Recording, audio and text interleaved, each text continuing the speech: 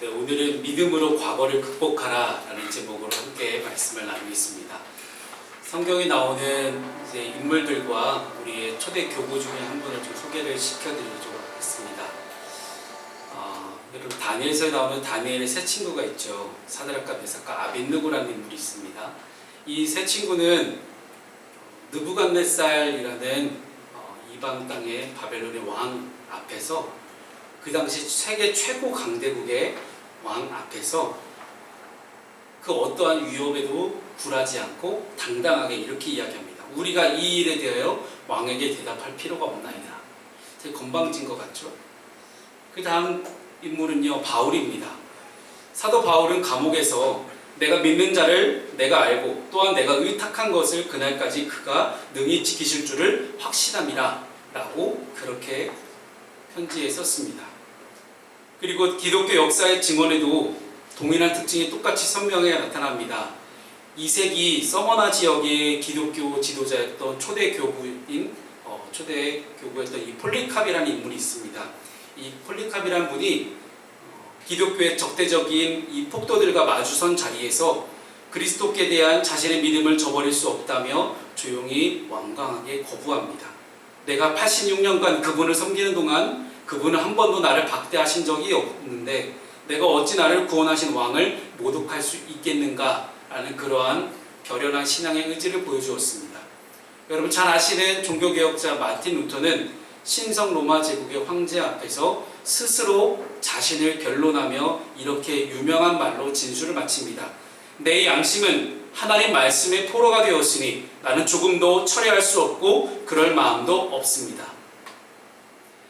이토록 몇천 년이 흐르는 세월 동안 하나님의 사람들은 늘 감동적이고 분명하게 확신에 찬 어조로 자기의 믿음을 증명해 왔습니다. 이렇게 성경 속의 믿음의 선배들 그리고 기독교 역사의 수많은 위대한 인물들은 하나님이 주신 확신, 그 확신을 온전하게 붙들고 당당하게 누구를 만나든지 그에게 자신의 믿음을 전할 수 있었던 사람들이었습니다. 그 확신 때문에 그들은 세상의 유혹을 이겨낼 수 있었고 그 확신 덕분에 진리의 복음을 향한 열정을 멈추지 않았습니다. 때로는 그들에게도 믿음을 저버리고 싶은 순간, 타협하고 싶은 순간, 하나님을 우선순위에서 끌어내리고 싶은 순간들이 있었을 것입니다. 그러나 그런 순간마다 다시 한번 일어설 수 있는 이 용기가 바로 확신에 있었음을 우리는 알고 있습니다. 이처럼 흔들리지 않는 믿음을 위해서는 확신을 가지고 우리는 신앙생활을 할 수 있어야 합니다. 구원의 확신, 믿음의 확신, 분명한 복음에 대한 확신, 이 확신이만이 우리로 하여금 지나간 과거에 대한 많은 아픔 등을 다 극복하고 지금 이 시간 하나님께 나아갈 수 있는 유일한 길이 됩니다.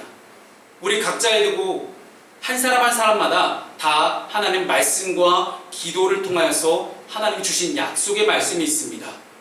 여호수아와 갈렙처럼 각자 자신이 받은 이 하나님의 약속을 떠올려보며 오늘 본문 말씀을 통해 과거를 극복할 수 있는 새롭게 태어난 피조물이 될 수 있는 우리 모두가 될 수 있기를 소망합니다. 하나님은 어떤 하나님이십니까? 새 힘을 주시는 그런 하나님이십니다. 오늘 본문 말씀은 여호수아가 가나안 남부와 중부와 북부 이 모든 가나안 땅 전체를 다 점령한 후의 이야기입니다. 16절 말씀에 네겝과 고센 온 땅은 가나안 남부를 가리키는 단어이고 아라바와 이스라엘 산지와 평지는 가나안 북부를 가리킵니다. 이스라엘의 가나안 정복전쟁을 시작한 이후에 가나안 남부, 중부, 북부를 모두 점령한 순간이 지금 오늘 우리가 함께 읽은 이 순간입니다. 이렇게 긴 시간 동안 이스라엘은 쉬지 않고 전쟁을 수행해 왔습니다.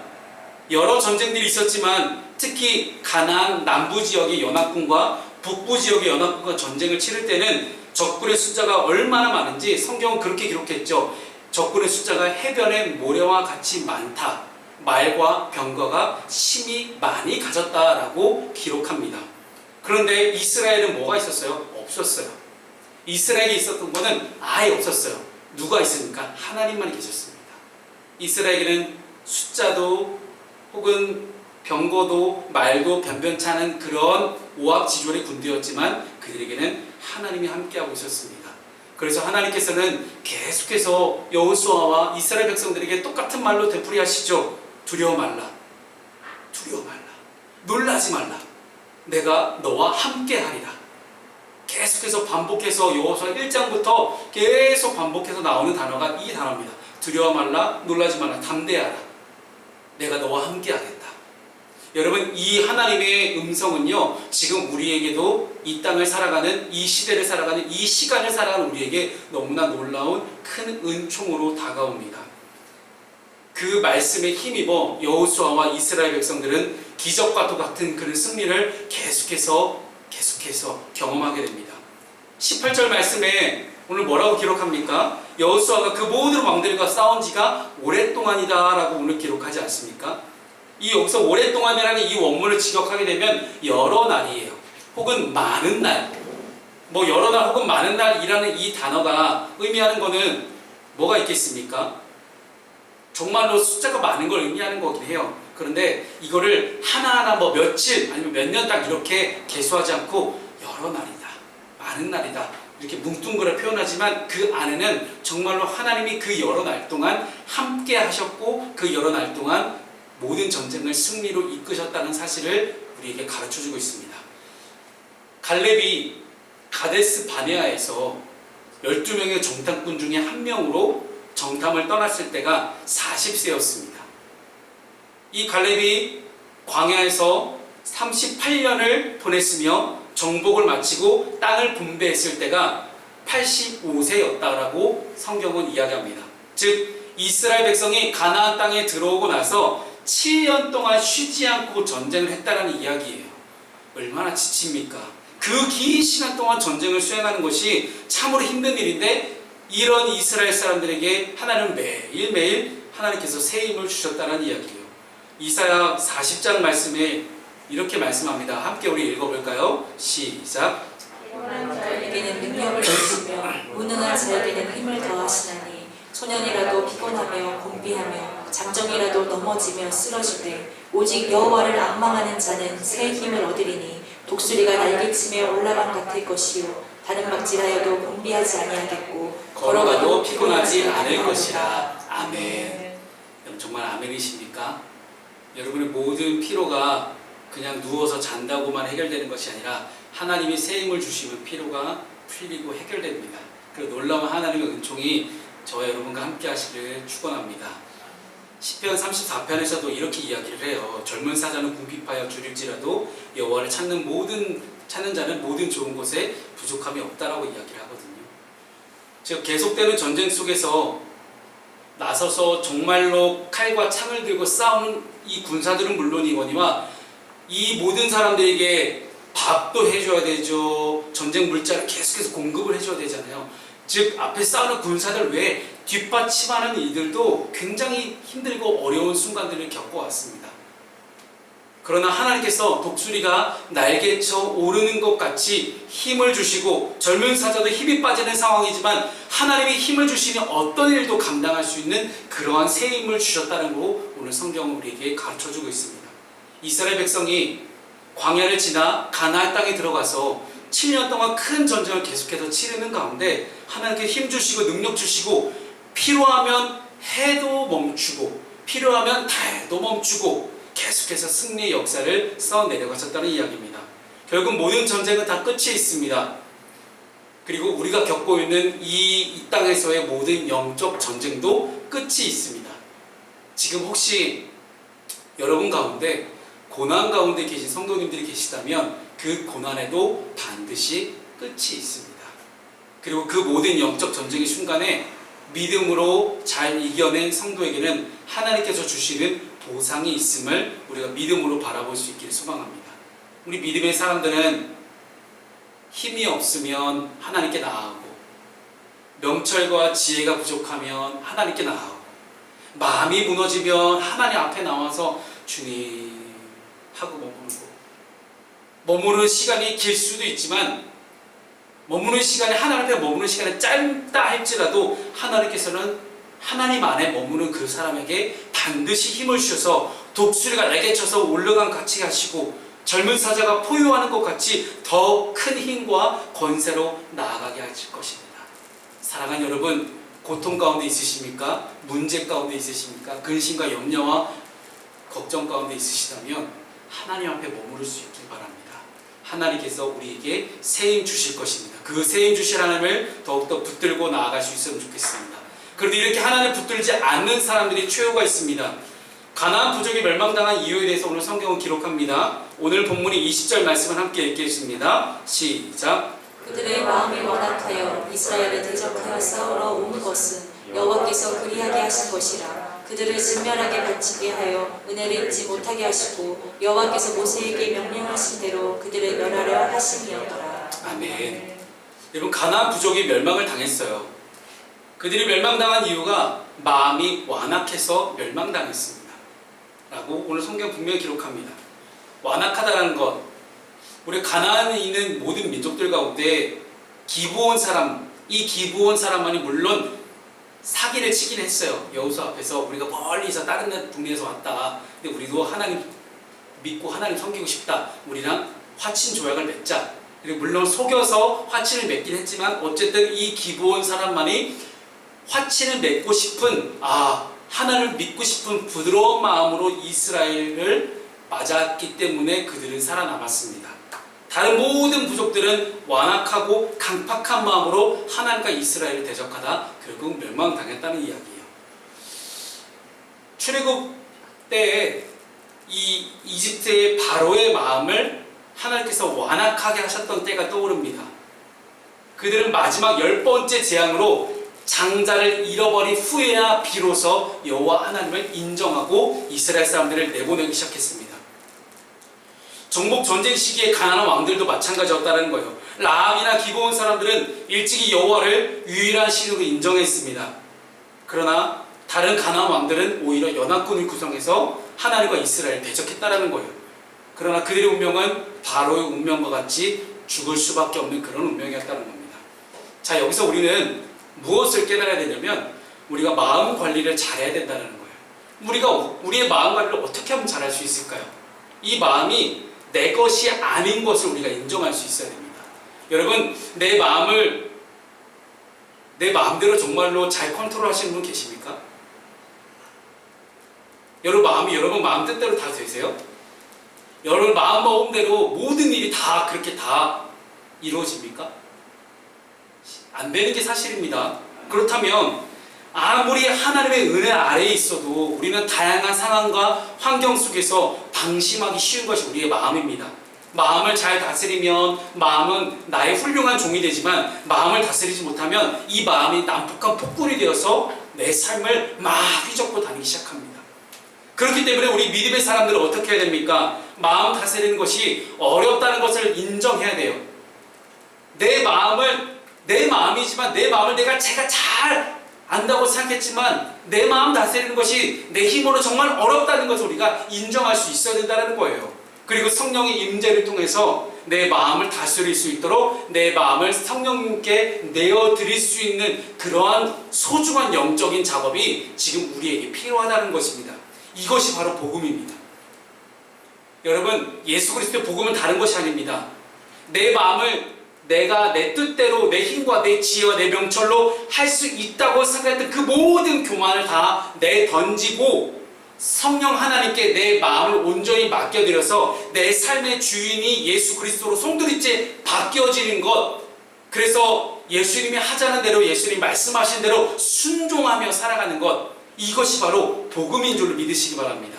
이 복음만이 우리를 살게 하고 이 복음만이 우리를 하나님의 은총 가운데로 이끌어간다는 사실을 우리가 잊지 않았으면 좋겠습니다.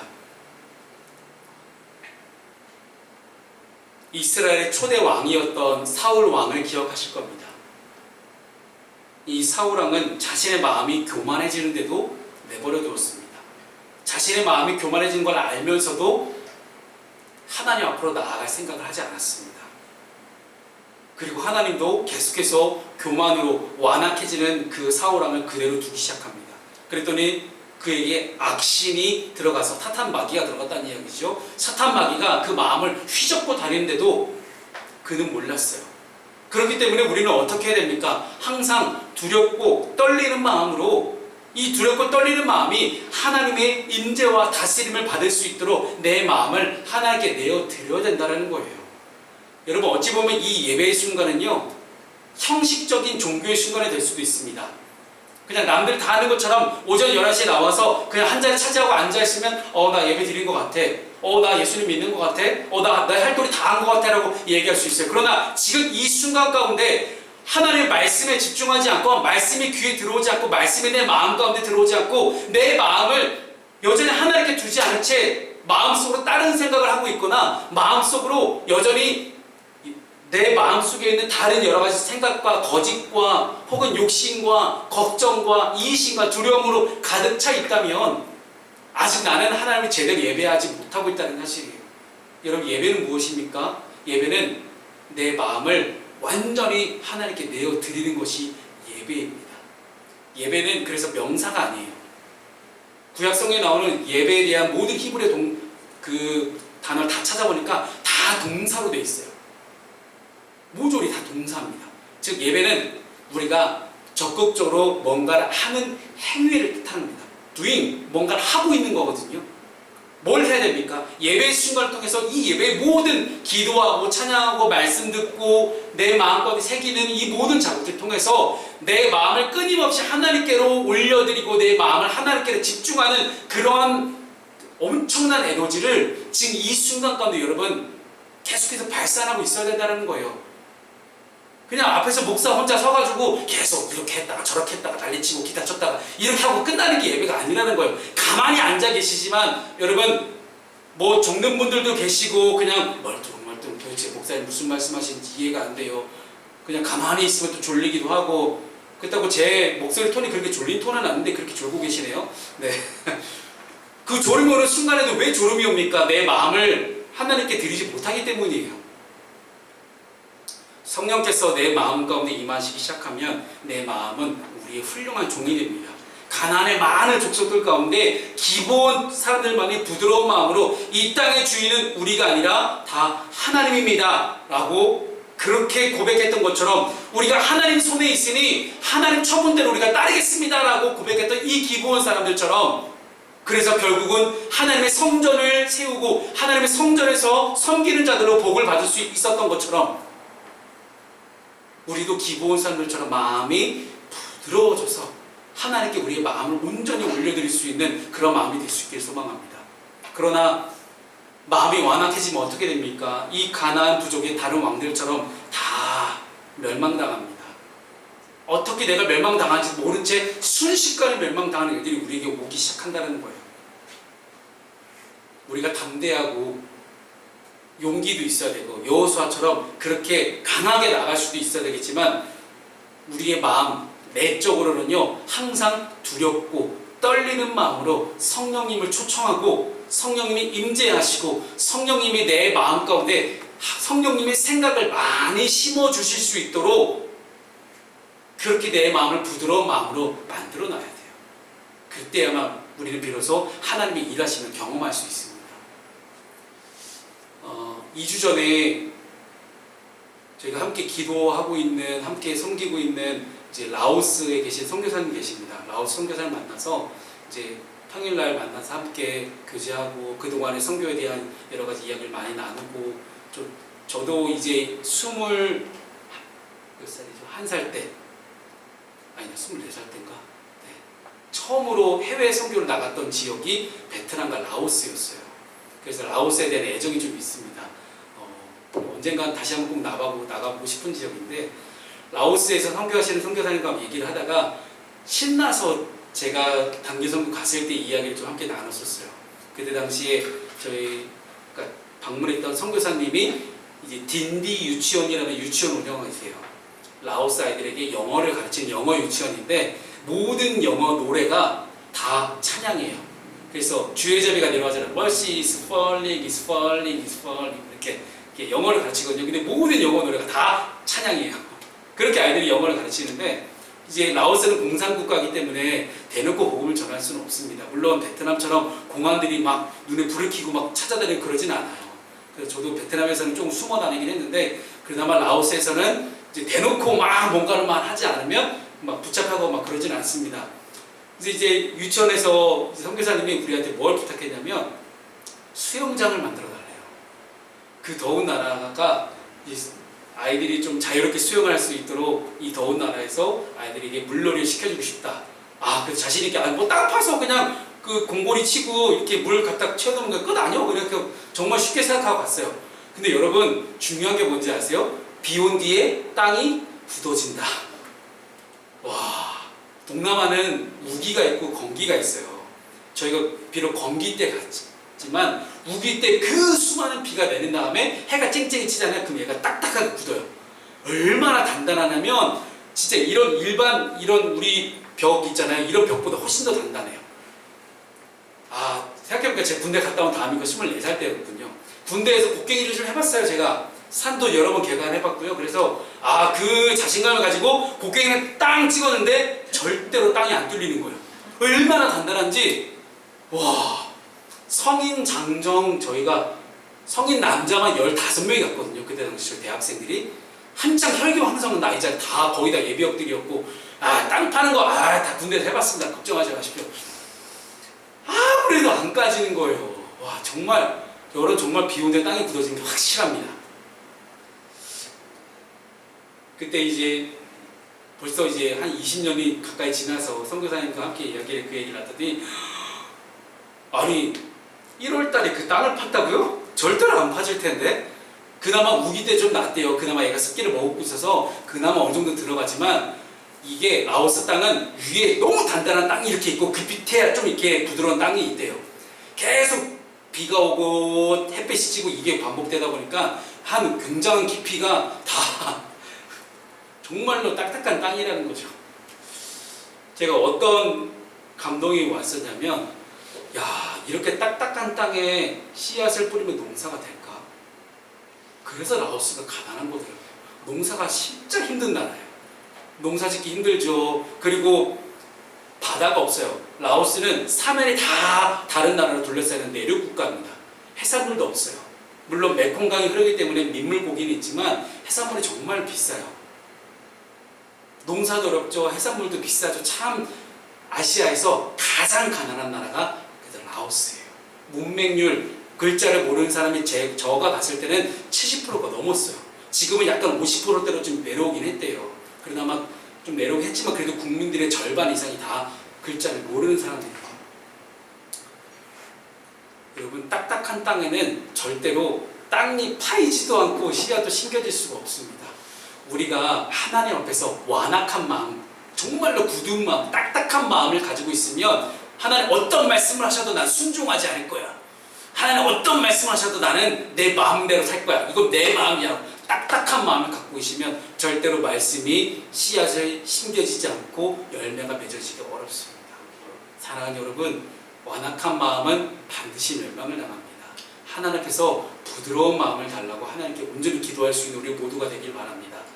마지막 세 번째는요, 우리에게 주신 이 모든 은혜가 우리의 믿음으로 연결될 수 있기를 바랍니다. 그런 분들이 있어요. 은혜는 받아도 은혜 받을 때만 좋아요. 네, 하나님 은혜 주세요, 축복 주세요. 근데 축복과 은혜가 그때로 딱 끝쳐지는 분들이 너무 많다라는 거예요. 이 축복과 은혜가 믿음으로 연결이 돼야 되는데 믿음으로 연결이 되지 않고 축복과 은혜 너무 좋다 끝. 그 다음에 좀 어려워요. 어렵다가 또 하나님께 추가라 기도해요. 막 또 축복과 은혜가 주어집니다. 좋다 끝. 이런 분들이 너무나 많습니다. 오늘 본문의 21절 말씀을 함께 우리 읽어보죠. 자, 21절입니다. 시작. 그때 여호수아가 가서 산지와 헤브론과 드빌과 아낙과 유다 온 산지와 이스라엘의 온 산지에서 아낙 사람들을 멸절하고 그가 또 그들의 성읍들을 진멸하여 바쳤으므로 라고 이야기합니다. 익숙한 이름이 하나 나옵니다. 아낙 자손, 아낙 사람들이라고 나오게 되죠. 40년 전에 이스라엘 사람들 첫 번째 가데스 바네아에서 가나안 땅을 정탐했을 때 그들이 10명의 정탐꾼이 뭐라고 했어요? 야, 저기는 아낙 사람들은 너무 거대하다. 쟤네 군사력도 막강하고요. 쟤네랑 붙으면 우리는 메뚜기에 불과하다 라고 그렇게 이야기를 했어요. 그 거인족 아낙 사람들 보고 크게 낙심합니다. 그 거인족의 후예들이 결국 흘러서 골리앗이 되는 거거든요. 그 얼마나 컸겠어요. 메뚜기 맞습니다. 표면적으로 할 때 메뚜기가 뭐 이거 단순히 너무 과장한 거 아니야? 아니 진짜 메뚜기에 불과할 뿐이에요. 저들에 비하면 우리가 메뚜기와 같다. 그렇게 비교를 하기 시작하니 영적으로 제일 안 좋은 게 비교거든요. 이 비교를 하기 시작하지 낙심이 되기 시작하고 하나님을 원망하게 되고 하나님을 불평하게 됩니다. 비교하기 시작하며 사단이 우리에게 주는 그런 안 좋은 마음이 분명히 들어옵니다. 사랑하는 성도 여러분, 절대 비교하지 마십시오. 주신 것에 감사하십시오. 그게 성숙한 그리스도인이 되는 중요한 비결입니다. 비교를 하기 시작하니까 하나님 앞에 뭐가 나와요? 감사보다는 원망과 불평이 나오기 시작해요. 왜 저 사람은 저렇게 되는데 왜 나는 이 모양 이 꼴일까? 왜 저 교회는 저렇게 부흥하는데 왜 우리 교회는 아직 이것까지 안 될까? 저는 그런 생각 절대 하지 않아요. 여러분 오해하지 마세요. 저는 지금 여러분 너무 소중합니다. 사랑합니다. 네.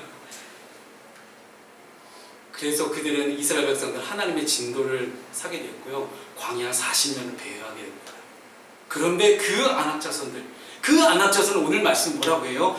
그나 안악사람들을 멸절했다라고 오늘 성경에 기록합니다. 40년 전에 그들은 너무나 많은 은혜를 받았었어요. 애굽의 10가지 재앙을 다 견뎌내고 탈출해서 홍해가 갈라졌고 또 어떤 일이 일어납니까? 마라의 쓴물이 단물이 되고 아말렉 민족과의 싸움에 손을 들면 이기고 손이 내려가면 물론 졌지만 어쨌든 훌륭하게 이겨냈죠. 그리고 매일매일 안식일을 제외하고 하늘에서 만나와 메추라기가 매일매일 내려왔습니다. 이렇게 너무나 많은 하나님의 은혜를 경험했는데도 불구하고 그 은혜가 믿음이 되지 못했다라는 거예요. 거인족 안악 사람들을 만나게 되었을 때, 야, 우리는 분명히 패할 것이다. 우리 분명히 질 수밖에 없어. 우리 망할 거. 아예 우리 망했어. 아, 끝났어. 에이, 그만. 그렇게 불평하고 원망했던 이스라엘 사람들이에요. 믿음이 없었고요. 믿음이 없는 말들만 쏟아냈습니다. 제가 지난번에 한번 말씀드렸죠. 신앙이 좋은 사람과 신앙이 안 좋은 사람들의 특징. 입만 열면 긍정적인 이야기가 나오는 사람과 입만 열면 부정적인 이야기가 나오는 사람이 있습니다. 여러분, 긍정적인 이야기가 나오는 사람이 신앙이 좋은 사람인지 믿으시기 바랍니다. 하나님 주신 은혜가 되기 때문에 하나님 주신 모든 것이 은혜라고 여겨진 사람은 온통 부정적인 말이 아닌 하나님 앞에서 감사하는 말, 축복의 말, 긍정적인 말들을 쏟아내기 시작합니다. 그런데 이 40년 만에 안악 자손들을 멸절하고 나서 이제 그들은 갈렙과 여호수아가 뭐라고 이야기했었어요? 40년 전에 저들은 우리의 밥이다. 하나님 우리와 함께 하시니 반드시 승리할 수 있습니다. 이스라엘 사람들 여기서 무너지지 맙시다. 우리 그냥 들어갑시다. 10명이 정당권 말 믿지 마시고 우리 그냥 같이 들어갑시다. 했던 그 갈렙과 여호수아의 믿음 그대로 되는 역사가 40년 만에 일어났다는 사실이에요. 믿음으로 이 갈렙과 여호수아의 믿음이 이스라엘의 믿음이 되었고 그 이스라엘이 믿음으로 나아갔고 믿음으로 싸워서 거인족들이 메뚜기같이 멸절되는 일들이 오늘 일어나기 시작합니다. 여러분 결국 무엇입니까? 믿음이에요. 내가 받은 은혜가 믿음이 되는 사람의 특징입니다. 하나님께서는 우리에게 너무나 많은 은혜를 주셨습니다. 받은 은혜가 믿음이 되지 못하면 환경 앞에, 결과값 앞에서 그냥 우리는 주저앉아버립니다. 아, 망했어. 그러나 받은 은혜가 이미 나에게 주신 그 은혜가 믿음이 되기 시작하면 환경은 우리의 밥이 되기 시작합니다. 그 환경 따위에 아무런 문제가 되지 않는다는 얘기예요. 이스라엘의 믿음이 없으니까 원망하고 두려워하다가 40년을 배회했고 믿음이 있을 때는 승리하고 다스리는 역사가 일어나기 시작합니다. 사랑하는 성도 여러분, 우리의 삶에 하나님이 주신 은혜에 대한 믿음이 있기를 소망합니다. 우리 앞에 태산같이 높은 문제가 있다 할지라도 하나님이 평탄하게 하시고 하나님이 깎아지게 하시며 골짜기처럼 문제가 깊은 문제가 있다 할지라도 하나님이 평지가 되게 하실 것이라는 분명한 믿음. 그냥 다른 거 다 제쳐두고 하나만 기억하십시오. 나에게 은혜를 주신 하나님께서 하나님의 뜻대로 하나님의 방법대로 하나님의 타이밍에 가장 완벽하게 하나님이 일하실 것이다. 그런 믿음 우리에게 있기를 소망합니다. 과거에 받은 은혜가 현재와 앞날의 믿음이 되어서 나아갈 때 우리는 놀라운 사실들을 경험할 수 있을 것입니다. 말씀을 정리합니다. 같은 정복전쟁, 같은 사명이었지만 아이성 전투는 실패하였고 나머지 전쟁은 승리했습니다. 두 전쟁의 차이점은 무엇을 의지하느냐였습니다. 아무리 귀한 비전과 사명이 있다 할지라도 세상의 방법으로 우리가 이루려고 한다면 하나님은 인정하지 않으십니다. 하나님을 제껴두고 하나님의 우선순위를 끌어내려서 기도와 말씀과 예배가 우선순위가 되지 아니하고 내가 세상의 방법으로 내 문제를 하나하나 해결해 나가려고 하면 아무도 되지 않는다는 거예요. 병거와 말로는 세상을 이길 수 없습니다. 이스라엘 사람들이 똑같이 저 가나안 군사들을 바라보며 우리도 똑같은 군사 숫자, 똑같은 병거와 똑같은 말을 준비하기 위해 애썼다면 그들은 분명히 실패했을 거예요. 돌아봅시다. 내 자신 한번 돌아봅시다. 내가 세상의 방법으로 하나님이 나에게 주신 비전을 이루려고 한 적은 없었는지, 세상의 방법으로 인간적인 나의 모든 목표와 비전을 이루려고 한 적은 없었는지, 그 결과 영적으로 내가 어떤 실패를 경험했었는지 우리는 돌이켜 볼 수 있기를 소망합니다. 당장의 결과 앞에 우리가 실망할 수는 있어요. 그러나 그 실망이 절대로 오래 가서는 안 됩니다. 그 실망과 실패와 절망 때문에 계속해서 내 삶을 갉아먹을 것입니다. 따라서 그리스도인이라면 모든 행동의 동기가 하나님의 말씀이어야 돼요. 그래서 말씀이 내 삶의 가장 우선순위가 되어야 됩니다. 말씀이 나를 움직이게 하고 말씀이 나를 멈추게 해야만 합니다. 교회를 세워가는 사람으로서, 가정을 세워가는 사람으로서, 직장에서 하나님의 나라를 세워가는 사람으로서 어떤 말씀을 내가 붙들고 매일매일을 살아가야 되는지 고민하며 기도하며 살아갈 수 있는 한 주간이 되시기를 주님의 이름으로 축복합니다.